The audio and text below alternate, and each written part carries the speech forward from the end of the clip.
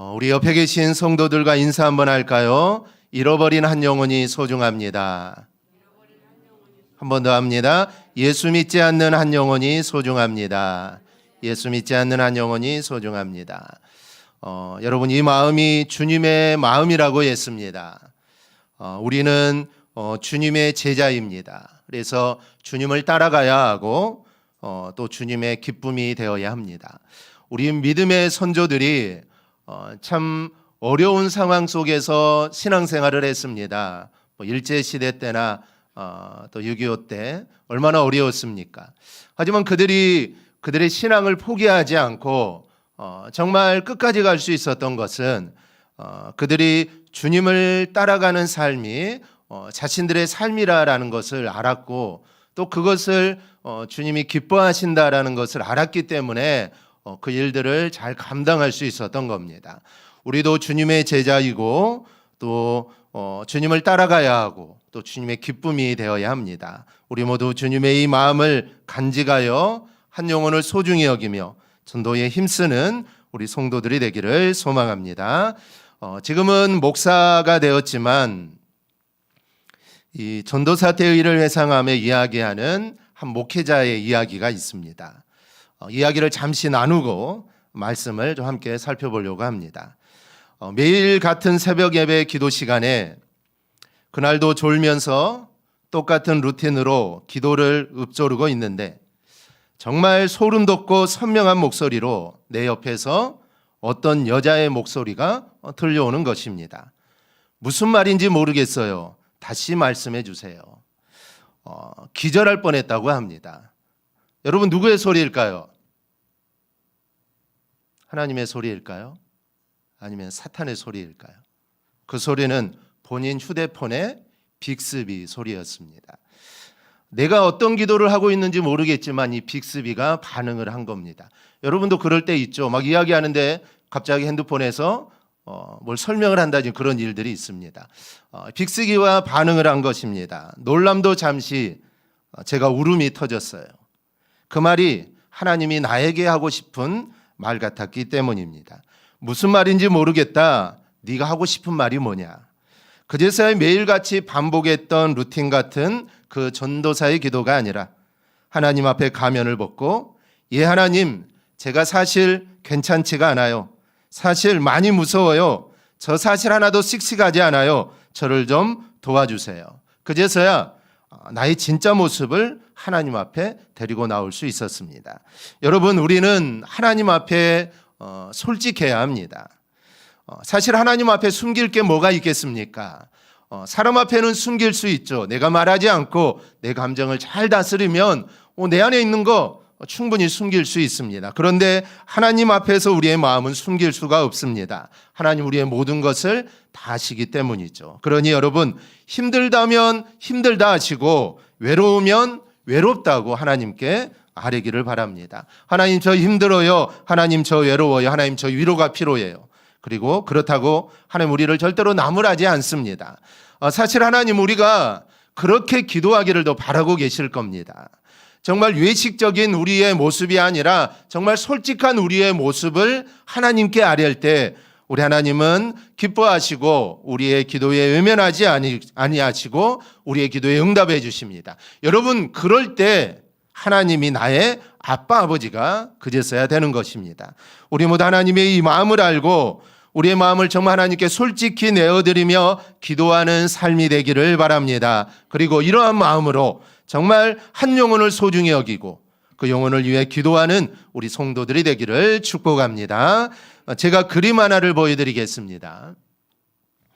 제목이 무엇인가 한번 상상해 보시기 바랍니다. 제가 설명을 할 동안 과연 이 그림의 제목은 뭘까? 영국의 화가였던 이 프레드릭 왈츠가 1885년 어느 날 자신의 새로운 작품을 공개하는 시간이 되었습니다. 그림에는 어두운 지구 위에 비파를 가슴에 끌어안고 쓰러져 있는 여인의 모습이 있습니다. 그런데 금방이라도 숨을 거둘 것 같이 보입니다. 시력을 잃었는지 눈은 천으로 가려져 있고 들고 있는 비파의 연은 한 줄을 남기고 모두 끊어져 있습니다.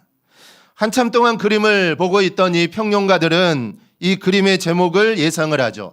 여러분, 어떤 그림일 것 같습니까? 이 평론가들은 이 그림의 제목은 절망이다라고 이렇게 말을 합니다.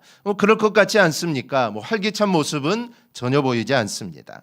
모두 다 평론가들은 절망의 상황을 표현한 거다고 말을 하죠.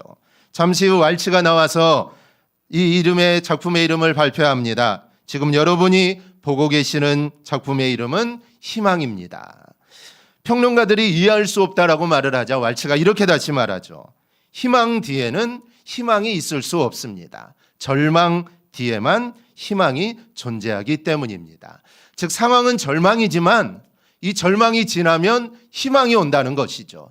이제 나라까지 떨어졌으니 이제 올라갈 일이 남았다는 겁니다. 그래서 실제로 보이는 것은 절망이지만 사실 이 작품은 희망이다라는 것입니다.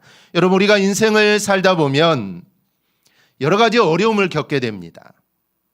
영혼의 삶에도 시련이 다가오고 세상 생활에도 어려움이 옵니다. 사업상 어려움이 오기도 하고 대인관계도 어려움이 옵니다. 부부관계도 어려움이 생기고 또 부모와 자식 간에도 어려움이 생깁니다. 또 육신의 병이 들기도 하고 우리에게 쇠약해지고 고통스러운 일이 다가오기도 합니다. 이처럼 우리의 삶의 현장에는 어찌 보면 끊임없이 어려움이 옵니다. 성경을 보면 정말 위대한 선지자 엘리야도 이 마음의 중심을 잃고 방황할 때가 있었습니다. 그가 얼마나 위대한 선지자입니까?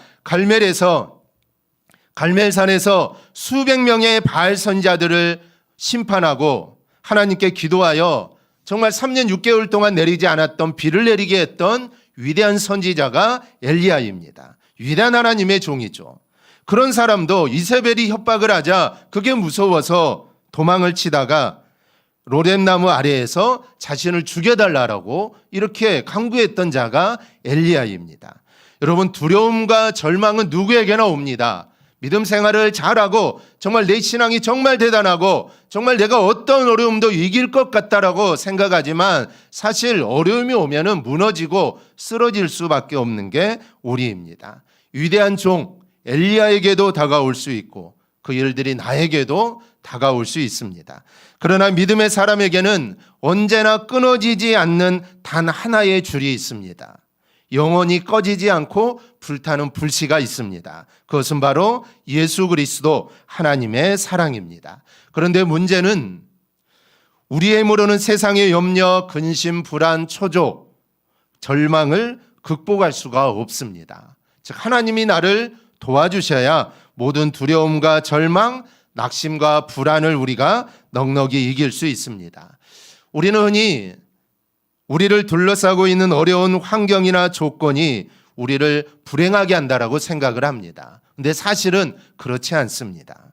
엄밀히 말하면 우리를 둘러싸고 있는 환경이나 조건이 아니라 그것을 보고 우리의 마음에 소망을 상실하는데 여러분 그 원인이 있습니다. 우리나라에도 노숙자가 있고 정말 어렵게 사는 사람들이 많습니다. 사실 그들이 어렵게 사는 것은 여러 가지 이유가 있겠지만 사실 많은 부분들이 그들의 환경입니다. 그런데 사실 환경이 문제가 아니라 그 환경을 바라보고 자신들의 소망, 희망을 내려놓는 게 문제입니다. 그래서 일을 하려고 하지도 않고 무언가를 해보려고 하지도 않습니다. 자신의 환경이 너무 절망적이라는 것이죠. 그래서 손을 쓰지 않는 것입니다. 사실 그게 더 문제라는 것이죠. 동일한 악조건 하에서도 소망을 품는 사람은 당당하게 살아갈 수 있고 그 어려운 상황 속에서도 정말 행복하게 살아갈 수 있습니다. 사실 소망은 산소와 같습니다. 산소가 없으면 질식하는 것처럼 소망이 없으면 인생은 여러분 질식해 버립니다. 사람에게는 친구가 셋이 있다고 합니다. 첫째 친구는 아주 친한 친구라서 죽고 못 사는 친구입니다. 뭘까요? 그 친구의 이름은 재물입니다. 둘째 친구는 친한 친구라 자주 만나고 끈끈하게 지냅니다. 도움을 주고받습니다. 그 친구의 이름은 사람입니다. 셋째 친구는 별 볼 일 없는 친구입니다. 만나면 만나고 못 만나면 못 만나고 그럭저럭 지내는 친구입니다. 이 친구의 이름은 예수 그리스도입니다. 이야기처럼 세상 사람들은 물질을 제일 좋아하고 사람들과 인맥을 형성하며 살아갑니다. 그리고 대부분의 사람은 예수님은 멀리하고 예수님은 소홀히 합니다. 그러나 여러분 잘 생각해 보십시오. 재물이 내 인생을 얼마나 책임져 줍니까? 친구가 여러분 내 인생을 얼마나 책임져 주고 있습니까? 살아가면서 필요한 것들은 사실 한계가 있습니다. 재물은 죽음 직전까지만 필요한 것이죠. 재물은 죽으면 필요가 없습니다. 사람은 어떻습니까? 사람들은 장례식까지만 도와줄 수 있습니다. 그러나 죽음 이후에는 재물이나 사람은 속수무책입니다. 오직 예수님만이 이 세상에서도 그리고 죽음 너머에서도 우리의 완전한 도움이 되심을 믿으시기를 바랍니다. 그러기에 예수님만이 바로 우리의 소망이 되십니다. 그 예수님께 소망을 두고 살아갈 수 있기를 바랍니다. 하나님께서 젖과 꿀이 흐르는 땅을 주신다는 약속을 믿고 애굽에서 나온 것은 사실 희망과 절망이 공존하는 말씀입니다. 가나안 땅, 젖과 꿀이 흐르는 땅을 생각하면 얼마나 희망적입니까? 그런데 그 길을 가는 길은 광야입니다. 이 광야를 생각하면 절망이죠. 그래서 이스라엘이 출애굽을 한 사건은 희망과 절망이 공존하는 사건입니다. 그래서 물론 이 광야의 길을 걸으면서 실패도 있었지만 그러나 절망보다는 믿음과 희망을 가지고 하나님을 바라본 결과 그들은 결국 가나안에 도착을 하게 됩니다. 그래서 한 5년여간의 가나안 정복 전쟁을 마치고 이제 땅을 분배를 받습니다. 제일 먼저 땅을 차지한 지파는 르우벤, 갓, 므낫세 반지파인데 이들은 전쟁을 하기 전에 요단강 동편을 차지합니다. 그리고 이어지는 14장부터 18장에는 요단강을 건너 가나안에 들어온 이후에 유다, 에브라임, 므낫세 반지파 그리고 베냐민 지파에 대한 땅 분배를 설명합니다. 그리고 12지파 가운데 이제 6개 지파가 땅 분배가 이루어진 것이죠. 그리고 19장에는 아직 땅을 분배받지 못한 나머지 6개 지파가 땅을 분배를 받습니다. 그리고 오늘 우리가 본 49절, 50절은 마지막으로 여호수아가 땅을 받는 내용입니다. 본문을 보면 여호수아가 분배받은 땅은 딥낫세라였는데 여호수아는 여기서 평생을 살다 죽어 여기에 묻히게 됩니다. 그렇다면 여호수아가 딥낫세라라는 땅을 분배받은 것은 오늘 우리에게 어떤 의미가 있는지 우리 함께 좀 살펴보려고 합니다. 첫째, 여호수아가 백성 중 가장 늦게 딥낫세라라는 땅을 받습니다. 이스라엘 12지파는 모두 다 땅을 분배받았습니다. 여호수아가 이 일을 주도하게 되죠.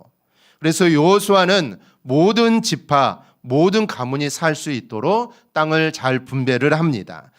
여호수아는 백성들이 살 땅을 다 분배한 후에 이제 자신이 살 땅을 마련을 하게 되죠. 물론 이렇게 한 것은 여호수아가 명령한 일이고 여호수아가 원한 일입니다.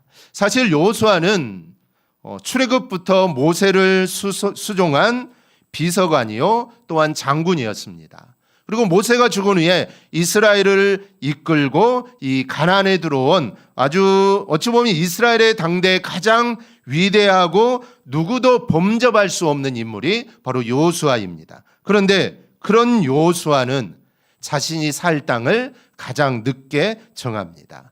사실 자기가 먼저 정할 수도 있습니다. 자기가 살 땅을 먼저 정하고 좋은 땅을 정하고 그리고 지파에게 분배할 수도 있습니다. 그렇다고 해서 누가 뭘 할 사람도 없을 겁니다. 왜냐하면 여호수아가 한 일들을 다 알고 있기 때문이죠.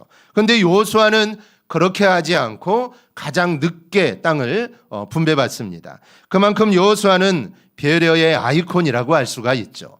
배려라는 게 말은 쉽지만 이게 쉬운 게 아닙니다. 배려는 내가 누릴 수 있는 권리를 양보하는 게 배려입니다. 자신이 누릴 수 있는 권리 양보하는 게 쉬운 일이 아니죠. 오히려 사람들은 없는 권리조차 만들어서 누리려고 하는 게 보통 사람들의 모습입니다. 그런데 여호수아는 그렇게 하지 않습니다. 자신의 권리가 있는데도 주장하지 않고 양보하는 삶을 살게 됩니다. 여러분, 이렇게 자신의 권리를 양보하고 배려하는 여호수아가 참 신앙인의 모습입니다. 마태복음 5장부터 7장까지가 산상수훈입니다. 근데 사실 산상수훈은 그 내용을 보면 다 양보하고 다 배려하는 내용입니다. 뺨을 때리면 뭐 오른뺨을 때리면 왼뺨도 뭐 돌려대라는, 어쩌면 다 양보하는 것이죠. 하나하나가 다 양보하는 것입니다. 주님이 그렇게 사셨고 또 주님은 우리에게도 그렇게 살아 빛이 되는 삶이 되라라고 우리에게 말씀을 합니다. 그렇다면 우리는 어떻습니까? 우리는 내가 누릴 만한 마땅한 권리들이 다 있습니다. 뭐 가정에서나 아니면 교회에서 아니 세상에서 누릴 수 있는 권리들이 다 있습니다. 그럼 우리가 어떻게 해야 할까요? 우리도 여호수아처럼 다른 사람을 위하여 양보하고 또 배려하는 사람이 될 수 있기를 바랍니다. 이런 모습이 하나님이 정말 여러분 기뻐하시는 모습입니다. 둘째로 여호수아는 우상의 땅인 딥낫세라를 하나님을 섬기는 땅으로 이름을 바꿉니다. 딥낫세라의 원래 이름은 딥낫 헤레스입니다. 딥낫은 몫이라는 뜻이고 헤레스는 태양을 의미합니다. 따라서 딥낫 헤레스는 태양의 목, 태양의 땅을 의미합니다. 그렇다면 딥낫 헤레스가 왜 딥낫 세라가 되었을까요? 본문에서 여호수아가 딥낫 헤레스를 달라고 하지 않고 딥낫 세라를 달라고 말을 합니다. 원래 이름이 있는데 그 이름을 바꾸어서 여호수아가 그 땅을 달라는 것이죠.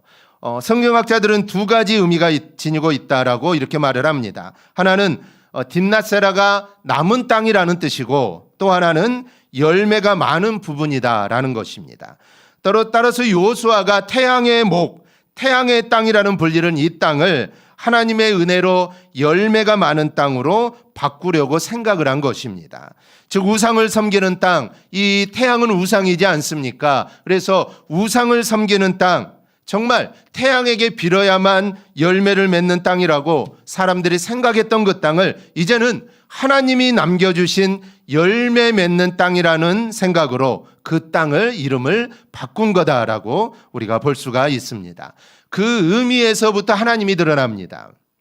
과거에는 우상의 이름이 드러나는 땅입니다. 그래서 딥낫헤레스 하면은 사람들이 태양신 우상을 생각하겠죠. 그런데 이제는 딥낫세라이기 때문에 하나님이 생각이 나게 된다라는 것입니다. 애굽을 상징하는 건축물 중에 오벨리스크가 있습니다. 이렇게 높게 이렇게 세워진 기둥인데요. 애굽의 신전터에는 반드시 이 오벨리스크가 세워져 있습니다. 그리고 유럽에 가도 이런 오벨리스크가 많이 있죠. 뭐 애굽에서 이렇게 각 나라에 선물하기도 하고 또 애굽에서 뭐 가져가기도 하고 해서 유럽에도 가도 이런 기둥들이 광장에 있습니다. 사실 이것은 태양신을 상징하는 것입니다. 이 오벨리스크를 우리말 성경에는 주상이라고 번역을 합니다. 이 출애굽기 34장 13절을 보면 너희는 도리어 그들의 제단을 얼고 그들의 주상을 깨뜨리고 그들의 아세라상을 찍을지어다. 또 신명기 16장 22절을 보면 자기를 위하여 주상을 세우지 말라. 내 하나님 여호와께서 미워하시느니라. 이 성경에 나오는 이 주상이 사실은 이 오벨리스크입니다. 그래서 이 오벨리스크를 세우지 말라는 것이죠. 이 주상을 세우지 말라라는 것입니다. 그러니까 이스라엘이 가나안에 들어오기 전부터 이미 태양신을 섬기는 사람들이 가나안에 많았다라는 뜻입니다. 이 이후에도 이스라엘 사람들은 계속해서 이 태양신을 섬깁니다. 그래서 선한 왕이 등장할 때마다 그 태양신을 부순 기록들이 성경에 많이 기록이 되어 있습니다. 그 대표적인 예로 역대하 14장을 보면 아사 왕이 태양신을 부숩니다. 또 역대하 34장에 보면 요시야 왕이 태양신을 부숩니다. 성경을 보면 이스라엘에도 이 태양의 집이라는 명칭이 나오는데 이 빼앗겼던 법궤가 돌아온 벳세메스, 이 벳세메스의 뜻이 태양의 집이라는 뜻입니다. 이것은 이스라엘 중에서도 이 태양신을 섬기는 사람들이 그만큼 많았다는 뜻이기도 합니다. 그런 면에서 여호수아가 딥낫헤레스, 즉 태양의 신을 섬기는 곳을 딥낫세라로 부른 것은 여호수아의 우상 척결 의지를 보여주는 것입니다. 이 복은 태양이 주는 것이 아니라 하나님이다. 농작물을 키우는 것은 태양이 아니라 그 태양을 만드신 하나님께서 이 농작물을 키우는 것이다.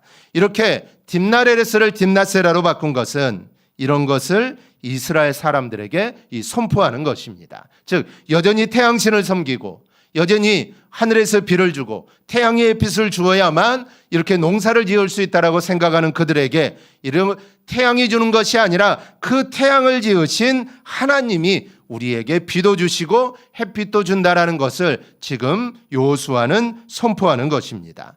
여러분, 복은 다른 데서 오는 것이 아닙니다. 오직 하나님께로부터 온다는 것을 여러분 믿으시기를 바랍니다. 이 사실을 믿고 우리는 인정해야 합니다. 이것이 우선되어야 하나님 앞에 나올 수 있고 그리고 기도할 수 있고 예배할 수 있습니다. 여러분, 이게 안 되면 자꾸 다른 것에서 복을 구합니다. 그러나 그런 행위들은 복을 받지 못하고 피곤할 뿐이고 낙심과 절망을 더할 뿐입니다. 여호수아는 그 당시 지역에 만연해 있던 태양신을 섬기며 또 태양신으로부터 복이 온다는 생각을 고치기를 원했습니다. 그리고 이스라엘 백성들이 이걸 깨닫기를 원했던 것이죠. 그래서 지역의 이름을 바꾸면서 우상의 땅을 하나님의 땅으로 바꾸어 하나님을 증거한 것입니다. 오늘 우리에게도 이러한 의지가 있기를 바랍니다. 우리가 사는 것이 여러분 딥낫 헤레스일 수 있습니다. 하지만 우리는 그것을 하나님의 땅인 딥낫 세라로 우리는 바꾸어야 합니다. 여러분, 우리는 바꿀 수 있습니다. 오늘 여호수아처럼 여러분 선포하면 됩니다. 우리의 가정이, 우리의 직장이, 사업장이 딥낫 세라입니다. 이렇게 우리는 선포하면 됩니다. 그리고 그렇게 되기 위해를 여러분 힘쓰기를 바랍니다. 그러면 하나님께서 반드시 우리의 땅을 딥낫 세라로 바꾸어 주실 줄 믿습니다. 셋째로 여호수아는 무너진 땅에 딥낫 세라를 건축합니다. 백성들이 기업을 모두 받은 후 여호수아는 에브라임 산지에 있는 딥낫 세라를 달라고 합니다. 근데 50절에 보면 여호수아가 그 성읍을 건설하고 거기 거주하였더라라는 말씀이 있습니다. 건설했다라는 것은 이미 파괴되어 있거나 아니면 새로 건축해야 할 좋지 못한 상태에 있었다라는 것을 의미합니다. 만약에 건물이 잘 지어져 있고 아주 잘 되어 있다면 성읍을 건설할 이유가 없겠죠. 그래서 이미 이 딥낫세라라는 그 성읍이 이미 다 회파되어 있고 아니면 너무 좋지 않아서 새로 건축해야 할 상황이라는 것입니다. 그런데 여호수아는 굳이 새롭게 성을 건축해야 하는 그 땅을 요구합니다. 그 이유는 지리적인 위치에서 찾아볼 수 있습니다. 대부분의 땅은 이미 사람들이 다 분배를 받았습니다. 누구라도 무너진 성읍을 달라고 하는 사람은 없겠죠. 아마 잘 둘러보고 좋은 땅, 잘 건설이 되어 있고 들어가서 살면 되는 땅을 요구했을 겁니다. 그래서 사람들이 좋은 땅, 좋은 성읍들은 다 가져갔을 겁니다. 그래서 딥낫세라가 사실은 마지막까지 남은 것입니다. 만약에 딥낫세라가 너무나도 좋고 너무나 땅도 좋고 농사도 잘 된 곳이라면 아마 사람들이 다 먼저 달라고 했겠죠. 아마 그러면 그 땅은 남아있지 않았을 겁니다. 그런데 마지막까지 남아있다는 것은 그 땅은 별로 좋은 땅도 아니고 성들이 다 무너져 있다라는 것이죠. 그런데 이 딥낫세라가 지리적으로 중요한 이유가 하나님께 예배드리던 실로와 불과 18km 정도 떨어져 있다라는 것입니다. 사실 딥낫세라는 하나님께 예배드리러 가기 아주 좋은 장소입니다. 조금만 걸어가면 조금만 가면은 하나님께 예배할 수 있는 그 예배당에 있던 것이 딥낫세라라는 것이죠. 비록 성읍을 새로 세워야 하는 수고로움은 있습니다. 하지만 예배드리기 가까운 장소를 선택한 여호수아는 오늘 우리에게 큰 의미를 줍니다. 여호수아는 사람들에게 나는 하나님 중심, 나는 예배 중심으로 산다라는 것을 지금 사람들에게 보여주는 것입니다. 딥낫세라를 택하여서 딥낫헤레스를 딥낫세라로 바꿈으로 모든 복은 하나님께로부터 온다라는 것을 선포하고 나는 하나님 중심 그리고 나는 예배 중심으로 산다. 땅은 좋지 않지만 내가 이것을 택한 것은 하나님께 예배드리러 가기 위해 그 일을 아주 잘하기 위해 내가 이 땅을 택했다라는 것을 이렇게 보여주는 것입니다. 예배를 위해서라면 성막과 가까운 곳이라면 비록 성을 새로 건축한다 할지라도 나는 그 수고로움을 나는 기꺼이 감당하겠다라는 것입니다. 그래서 무너진 성에 새 성을 건축을 하게 됩니다. 제가 가끔 농담 삼아서 이사하실 거면 교회 근처로 오세요라는 말을 합니다. 물론 이사하는 게 내 마음대로 되지 않죠. 내가 가고 싶은데 내가 갈 수 있다면 얼마나 좋겠습니까? 하지만 잘 되지 않습니다. 그래도 가능하면 교회 근처로 오라라는 것이죠. 거기는 다른 이유가 없습니다. 교회에 가까우면 예배드리러 가기도 편하고 또 쉽게 예배의 장소로 갈 수 있기 때문입니다. 그러면 자연스럽게 우리의 삶이 하나님 중심, 예배 중심, 교회 중심으로 바꾸어지게 되는 겁니다. 여러분, 이것보다도 하나님이 기뻐하시고 더 큰 복이 여러분 어디에 있겠습니까? 그렇다면 나는 어떤 결정을 할 때 과연 하나님을 생각하느냐라는 것이죠. 보통 사람들은 어떤 결정을 할 때 자신의 편한 것을 선택하고 사실 결정을 합니다. 모두 다 중심은 자기 자신입니다. 그러나 믿음의 사람들은 사실 달라야 합니다. 이 초대교회 이 성도 중에 이 바나바라는 사람이 있습니다. 이 바나바는 자신이 가지고 있던 땅을 팔았습니다. 바나바가 자신이 가지고 있는 땅을 판 이유는 가난한 성도들을 구제하고 어려운 성도들을 돕기 위함이었습니다. 그러나 세상 사람이나 믿음이 없는 사람들은 모두 다 자기들의 영광, 자기들의 명예, 그리고 칭찬을 듣기 위해 행동을 합니다. 아나니아와 삽비라 부부가 그랬습니다. 그래서 요한일서 3장 18절은 자녀들아 우리가 말과 여러만 사랑하지 말고 행함과 진실함으로 하자라고 합니다.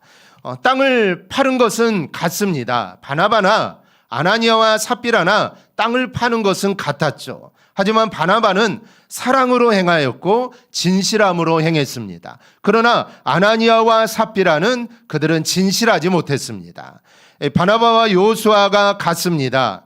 하나님을 위해, 교회를 위해, 다른 사람들을 위해 그들은 수고로움을 마다하지 않았습니다. 우리도 하나님을 위해, 교회를 위해, 그리고 다른 사람들을 위해 수고로움을 마다하지 않기를 축원합니다. 이런 사람이 하나님을 드러내고 하나님께 영광을 돌리는 사람이고 성도에게 덕을 끼치는 사람입니다. 그리고 하나님의 복을 받는 사람입니다. 영국의 장군 가운데 이 찰스 조지 고든 장군이라는 분이 계시는데 이분은 영국인뿐 아니라 이 적군에게까지 존경을 받는 대단한 인물이었습니다. 이 고든 장군은 외국에도 파견되어서 아편 전쟁 이후 청나라에 벌어진 이 태평 천국의 난을 진압하고 청나라 황제의 치하를 받기도 했고 또 당시 영국의 식민지였던 이집트와 수단의 총독을 역임하기도 했던 사람입니다. 그리고 기독교와 무슬림 사이에 우호 증진에 힘썼고 또 노예 폐지를 위해 노력했던 이 고든 장군인데 이 당시 식민지의 이슬람 원리주의자들도 이 고든 장군을 존경할 정도였습니다. 영국 정부는 중국과 아프리카에 많은 공을 세운 이 고든 장군을 치하하기 위해 동상을 세우고 기념비를 건립하고 했지만 이 고든 장군이 허락을 하지 않았습니다. 자기를 수혜하고 이 포상금을 지급하겠다고 했는데 그것도 다 사양하다가 후에 금으로 만든 작은 메달 하나를 받게 됩니다. 1885년 고든 장군이 세상을 떠난 뒤에 유품을 정리하는데 국가로부터 받은 그 메달이 보이지 않는 것입니다. 메달의 행방을 수소문해 보았더니 10년 전 영국에 대흉년이 들었을 때 장군은 그 메달을 녹여 팔아 굶주리는 사람들을 도와주었다라는 것입니다. 그 발견된 고든 장군의 일기장에 이렇게 쓰여 있었습니다. 이 세상에서 내가 가장 귀하게 여기던 마지막 물건을 오늘 가장 소중한 국민에게 바쳤다. 자리가 사람을 만든다라고 말을 합니다. 물론 그럴 수도 있지만 그러지 않는 사람들도 많습니다. 힘과 권력을 갖게 된 사람이 초심을 잃고 변하는 모습을 우리가 얼마나 많이 보았습니까? 사실 가진 사람은 관용과 배려 그리고 이해와 용서를 항상 몸에 품고 살아야 합니다. 왜냐하면 가진 사람이기 때문입니다. 그런 의미에서 내가 조금이라도 남들보다 더 가진 것이 있고 내가 힘이 있다면 나눌 수 있는 선한 마음들을 우리가 가질 수 있기를 바랍니다. 우리 모두 이 양보의 마음을 우리가 가져야 합니다. 오늘 우리가 딥나세라를 통해 여호수아에게서 우리가 이것을 배우시기를 바랍니다. 교회는 하나입니다. 우리는 예수 그리스도의 보혈로 우리는 하나가 되었습니다. 우리는 남이 아닙니다. 사실 성도와 성도의 관계는 아무런 관계가 없죠. 친척도 아니고 피를 나는 형제도 아니고. 그렇지만 우리는 예수 그리스도의 보혈로 우리는 하나가 되었습니다. 그래서 세상의 관계보다 어찌 보면은 더 끈끈하고 우리는 주님의 사랑 안에서 우리는 한 가족입니다. 우리가 성도들은 그래도 일주일에 한 번씩은 보지 않습니까? 가족들은 매일 보지만 친척들은 그렇게 볼 기회가 없지 않습니까? 그래서 어찌 보면 정말 성도들은 가족보다 더 끈끈하고 친척보다 더 끈끈한 하나의 가족이고 우리는 한 몸입니다. 그러니 우리가 하나님을 위해, 교회를 위해, 다른 사람들을 위해 우리가 수고로움을 우리는 마다하지 않아야 합니다. 우리는 선한 마음을 가져야 합니다. 그리고 양보의 마음을 가져야 합니다. 여러분, 그래야 가족이고 한 몸입니다. 가족이다 하고 한 몸이다 하고 한 형제요 한 자매이다 하면서 우리가 선한 마음을 가지지 않고 양보의 마음이 없고 다른 사람들을 위해, 교회를 위해, 하나님을 위해 수고로움을 우리가 마다하지 않는다면 우리는 교회라고 할 수 없고 한 형제요 한 자매라고 우리는 부를 수가 없는 것입니다. 그래서 우리가 정말 오늘 여호수아처럼 정말 양보하고 그리고 하나님을 위해서, 교회를 위해, 또 많은 사람들을 위해 자신이 희생하고 양보함으로써 정말 결국에는 하나님이 드러나게 되고 또 하나님의 영광이 드러나게 되고 하나님의 뜻을 이루게 된 것입니다. 우리 모두 오늘 이 사실을 절대로 잊지 말고 우리는 하나다라는 의식을 갖고 서로가 서로를 위해 기도해주고 또 챙겨주는 삶을 살아 교회의 천국을 이루어 가기를 주님의 이름으로 축원합니다. 아멘. 기도하겠습니다.